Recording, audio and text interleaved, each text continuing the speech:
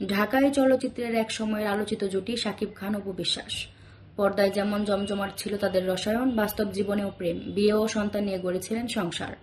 যদিও সেই সংসার এখন অতীত, তবে তাদের একমাত্র ছেলে আব্রাহাম খান জয়ের ভবিষ্যৎ নিয়ে এখন একসঙ্গে সিদ্ধান্ত নিচ্ছেন শাকিব অপু। সন্তানের সুনির্দিষ্ট ও মানসম্পন্ন শিক্ষার জন্য এবার সিদ্ধান্ত নিয়েছেন জয়কে বিদেশে পাঠানোর। অপু বিশ্বাস এক সাক্ষাৎকারে জানিয়েছেন, সিঙ্গাপুরের একটি আন্তর্জাতিক মানের স্কুলে জয়কে ভর্তি করানো হবে। সেই সঙ্গে কিছুদিন পরিবার নিয়ে সেখানে অবস্থান করবেন বলেও জানান তিনি। অপু বলেন, জয় সিঙ্গাপুরের একটি স্কুলে ভর্তি হবে, সে সেখানেই পড়ালেখা করবে, আমরা কিছুদিন ওই দেশেই থাকব। এই সিদ্ধান্তটি একান্তই শাকিব খানের সঙ্গে আলোচনা করেই নেওয়া হয়েছে। তবে এই খবর কিভাবে গণমাধ্যমে এসেছে তা নিয়ে খানিকটা বিস্মিত। অপু বলেন, এই বিষয়টি আমার আর জয়ের বাবার মধ্যেই আলোচনা হয়েছে, তবে কিভাবে সেটা বাইরে চলে এলো তা জানা নেই। আমি আসলে একটু নিজের মধ্যেই রাখতে পছন্দ করি।